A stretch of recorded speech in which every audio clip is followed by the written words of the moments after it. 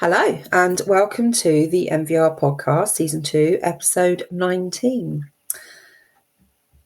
I'm Rachael Aylmer. And I'm Peter Jakob. And today we're talking about resisting what adults do. And in truth, form and style, Peter, how did we get to that topic?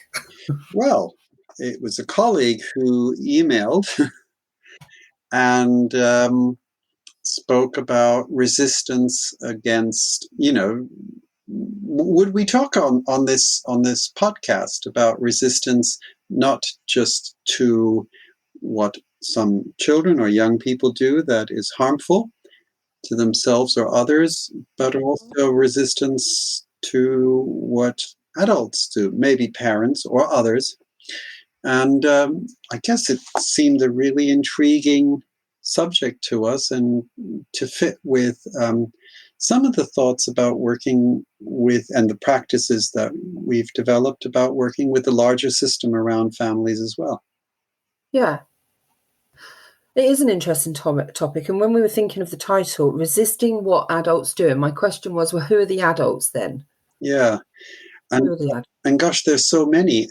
I mean, before we look at all the different possibilities, I just wonder, does anything come to your mind in your practice of using nonviolent methods to resist certain things that perhaps parents or professionals or other adults around the family do? Yeah. Yeah.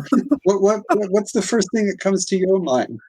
Resisting other professionals' practices and what doesn't necessarily feel or sit with my values and ethos around NVR, and other professionals' ideas and thoughts around what, I hate that word, but what parents should, I'm inverting commas in my fingers here, what other parents should be doing, and what they should be saying and how they should be responding to their young person when the young person's aroused or using harmful behaviours. So predominantly in that arena, it is my kind of go-to. I mean, what strikes me at this point is already a distinction, which I like to use. So I'm just thinking of family I'm currently working with, and there's all sorts of stuff going on. Mm-hmm. And one of the children, not the interest person for the work with NVR, has a profound disability and is in nappies beyond the age that children are normally in nappies. And a professional who's in the core group has started talking about the parents should get her out of nappies. And it struck me, and it struck the parents, as when you have bombs exploding in your front yard, you really can't start tending to the geranium pots. So actually, that in that position that professional is taking does not address the needs of the parents. It does not address the needs of the family at this point. And it actually has a negative impact on the parents who feel that now their every move is being watched by members on the core group. And I haven't spoken with this other professional yet. And I imagine two different scenarios, and one that we may be able to really engage in dialogue about this.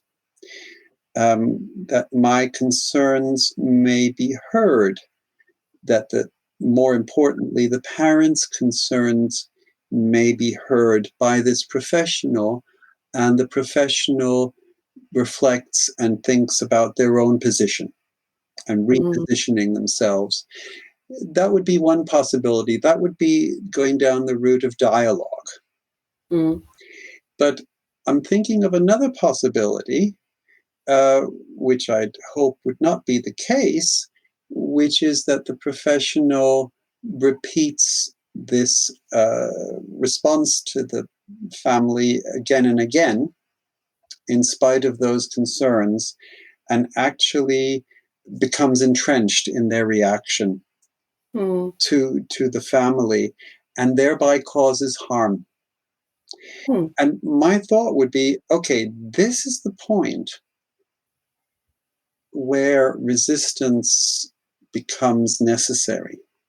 This is the point where one-sided acts are necessary because dialogue has failed. And it reminded me of something that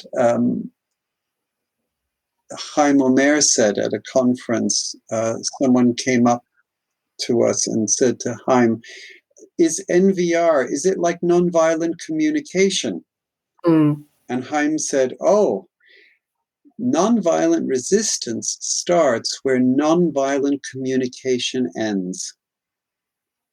So I think that, to me, that seems like an important distinction.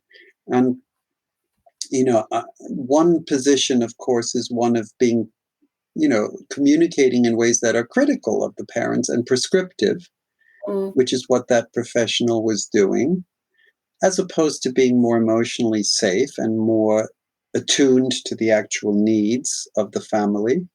And another position is one where people are actually harmful, particularly where we could see intransigence or negligence, and where, to my mind, resistance can become the necessary thing to do.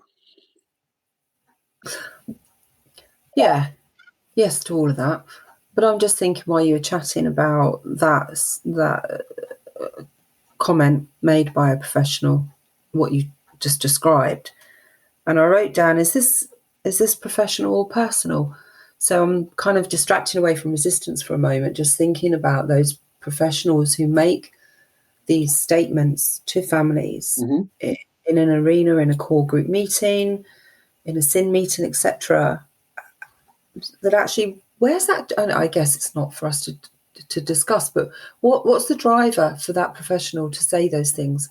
Comes from a personal position. So her personal intention is that adult needs to be out of nappies, and the driver is her own personal connotation rather than thinking about the family holistically. Does that make sense? I don't even know what I said. I think it's a really important thing to discuss. What is the driver behind a harmful behaving or acting? And there could be elements of a personal motivation. It could also be systemic. It could be that person feels or is told that is their remit. It could be that the person is told that they should push. It's interesting also to think of language. For example, does this person believe, has this person been told that they should push the parents to do something? Yeah. And is this part of the discourse within their organization? That parents need to be pushed. What are the images of parents in their organization? All these questions, I think, are very important. Yeah. Yeah, what are the images in that particular organizational service, and what are they hoping to achieve by pushing themselves into those places of and I think I really agree with what you said, Peter, about that communication causing such harm, and actually harm that the professional has very little or no knowledge or understanding of how distressing it can feel for a parent to be judged and criticised in that way, in that manner, for all of their best intentions, and they're doing the best they can with whatever the complexities lie in their home. Yeah. And I guess the question of drivers of harmful behavior in any action in NVR should inform what we plan and what we do. So, and I guess if thinking of the drivers of such harmful behavior informs our thinking when we are developing resistance, then perhaps our resistance is less escalatory, and it starts moving us towards dialogue, even if dialogue is not yet of the order, even if it's not yet a possibility. So in practical terms, for example, an act of resistance could be to refuse to do something. Coming back to the example of these parents, one could support the parents in saying, this is not the time for us to do this. We won't do this. And actually, this is the effect on us if you keep bringing this up. And as the practitioner, I could also join that resistance by sharing my professional opinion rather than keeping quiet about it, rather than remaining silent and so forth. But if at the same time I could use mentalization, if at the same time I can say, perhaps you feel real concern for this younger person, and perhaps that creates a pressure in you. However, it's really important that then, in a sense, whilst resisting what the person is doing, we're also reaching out to them. Yeah. So I think the issue you've raised is very important. I guess, you brought up the question earlier about who are these adults that we're talking about. I think we can also sometimes talk about the resistance of one parent against the harmful behavior by another parent. That's very common in our work, where there are two parents present, that it's very common that they are working on different platforms in different positions. And then the parent who perhaps is blending where NVR sits better with them, blending in the NVR principles within their lives, and it lands really well, to the other parent where it lands not so well, those acts of resistance. I could talk a lot about that. Why don't you? No. Well, I guess sometimes the outcomes aren't always, great, where relationships have parted and gone separate ways.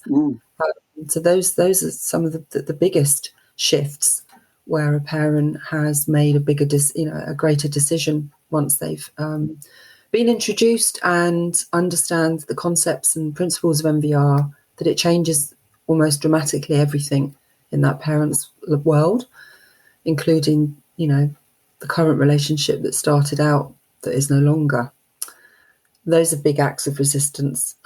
So very profound changes within the family. Yeah. I immediately things like that come to my mind, where one parent says very clearly no to the other parent in regard to harmful behaviors towards the child, and the relationship does not survive that no. Yeah, that's a lovely way of putting it, that the relationship doesn't survive, which is really profound, but it is a huge act of resistance as well, that, we need to parent together and united, and it's what our children need, and that was our agreed position. And if a parent is unable to support those principles, inevitably other shifts come about. Yeah. I wonder whether I agree with your attribution that those are negative outcomes. Yes, I guess it's just that in society, relationships where they part, it's painful, isn't it? And I guess it's coming from that place of it feels sad. But actually, equally, it can be a very good shift and dynamic change for the whole family. Yeah. And over time, things can improve because of those decisions. Yeah.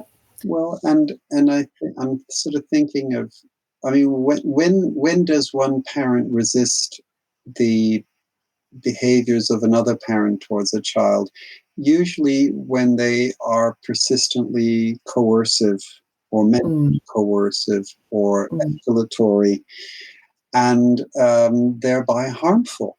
And so sometimes there can be a liberation from coercion and harmful conflict. Yeah. And actually, disruption can actually be very, very positive for everybody eventually. Yeah. It is sad when a relationship breaks apart, yet there are other questions also, like, would not have the prolonged behavior problem also eventually led to the dissolution of the parental relationship, or rather the parents' personal or romantic or couples relationship? I think those are valid questions. Yeah. I think as well, thinking about more resistance, we introduce to families in our clinical practice the self-announcement, which I think opens up lots of opportunities for a parent to consider on a deeper level what they're going to resist, i.e. within their relationships, but also for themselves, for their own well-being, and what they need to feel at peace with themselves. I think that's another lovely piece of work that we can invite parents to take on. I wonder, I mean, I've been thinking about that as we've been speaking, so just before you brought that up. And I usually tell people you cannot resist with the person whose behaviors you are resisting. Yeah, that resistance is one-sided. However, the self-announcement, and particularly, I mean, different people use the self-announcement in different ways. I use the self-announcement very specifically in regards to certain response patterns that are harmful to others or to oneself. There's some, and I can't really put words to it, but I remember a conversation I had with a Muslim colleague one time, who said that unfortunately jihad has a bad name. But she said that in Islam, in her understanding of Islam, there is a notion or a concept of what's called the inner jihad, almost like a battle within the self, or a battle of different parts of the self, and that many Muslims, including herself, value the inner jihad. That to them is the highest or most important form of jihad. And she's also an NVR practitioner, said to her, NVR lends itself as a structure and a way forward in the inner jihad. And so I'm wondering, I'm making connections now in my mind, how that notion, how we might translate that, or how that could be translated into non-religious contexts, or whether it can translate. Almost like, here I'm a resistor against my child's violence, but I know that at certain points I escalate, and that's really problematic, and I haven't stopped escalating enough. So I am writing a self-announcement to make a commitment that I must that I feel, not I'm told by some NVR practitioner, but that I feel I must stop escalating now, very seriously, almost like resistance within myself. Is that what you're thinking of? I am, yeah, totally. And that was brought about with one of our colleagues, our associates, that was working with a client who is escalating with the child, and we had a very brief conversation about what the colleague is going to communicate to the parent in the next session around escalation, and what they can commit to be non-violent to their child, to resist those urges to escalate, and understanding that logic of control. So in a sense, the colleague plans to invite the parent to resist within themselves. Yeah. I'm just wondering, has that colleague found that they were able to reach the parents in dialogue and bring about a change? Or has that colleague found that route hasn't been effective? That colleague in question hasn't met with the parent yet. Oh, okay. Okay. So we'll have to see. We'll have to see. It's a bit of a cliffhanger. I think it raises the really interesting question of as the NVR practitioner, whatever profession we may be in, whatever context we may work in, we see a parent that's engaged with us, that's working with us, repeatedly doing the same thing that is harmful. Yeah. And how do we deal with it? And I guess we all know these sort of I know conversations, don't we? Where perhaps the parent says, "Oh gosh, yeah, I do this and it's awful, and I'm not going to do it again," and then they do it again. Yeah. And I wonder whether even within a relationship where there is a lot of dialogue and a lot of productive things happen, but there are points where we come to the end of the road of dialogue, and where perhaps the practitioner becomes the resistor of maybe, in certain respects, the parent's inertia.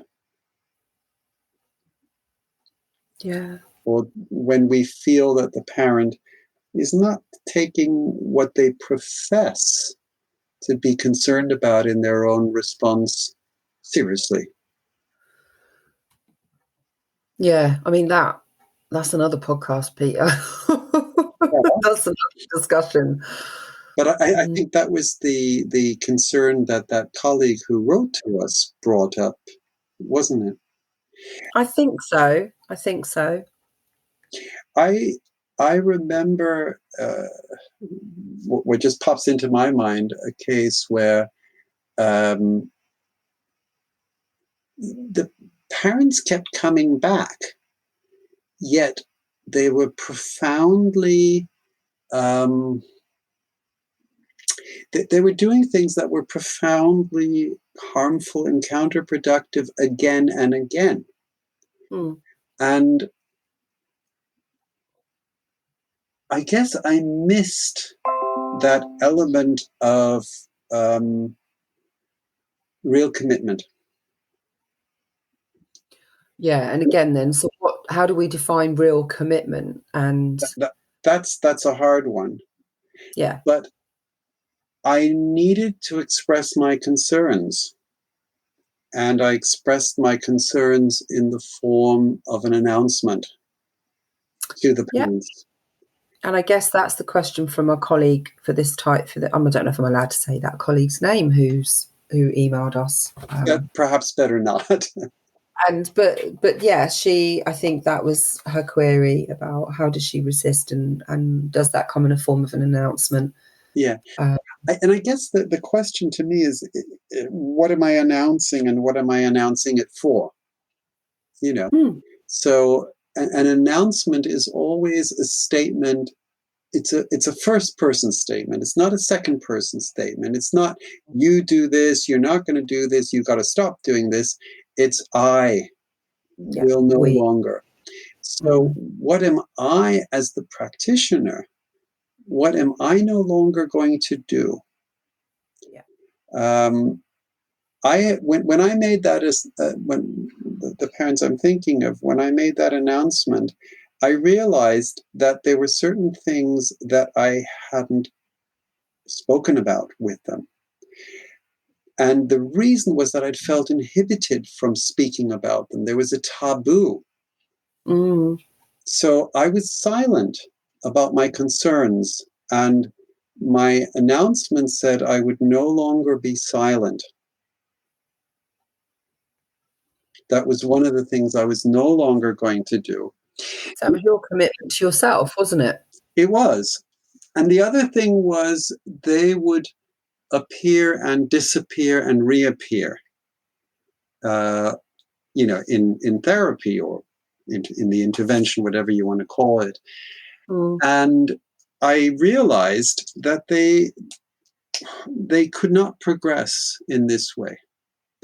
And that, at least at this phase in the work, I needed to see them as regularly as possible. I needed to see them as close to weekly as possible, maybe fortnightly. And that, in a sense, I had, by observing the taboos and not speaking about everything, I had lost the tools of my trade. I couldn't use what I do when I have conversations with people. And so, in a sense, we were in a kind of shadowland, if you know what I mean, where we were all pretending. They were pretending to do NVR, but actually they weren't. And I was pretending to be coaching them in NVR, and actually I wasn't. And it was this pretense that I, in my announcement, gave up on. And I think that that's such a valuable example, Peter. And I think, just as we wind down, this, in summary, being true to your core values and principles of the practice is about taking that stand, and is about having those difficult conversations, but they're really vital and important to have with parents, to be true to yourself. Yeah. That you can't pretend that these things aren't happening. And I don't know whether these are good closing words, but I'll say it anyway. Personally, my expectation before I take a step like that is, oh my goodness, they'll hate me, or I might lose them, or whatever else. And usually I find that the response is a lot more positive than I'd expected.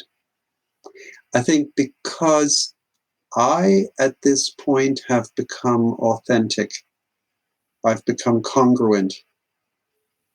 Well, and that, actually, just slightly interrupting you, but we did a podcast a few weeks ago about clarity. And parents having clarity in their session enables growth in that relationship, which can then hopefully enable change. Absolutely. Yeah. You didn't interrupt me. I was finished. I've been talking too much anyway. It's good talking, though. Okay. Well, we are done. We're done. That was good. Yeah. Thank you, Peter. Thank you, Rachel. Goodbye from me. Bye. Until next time.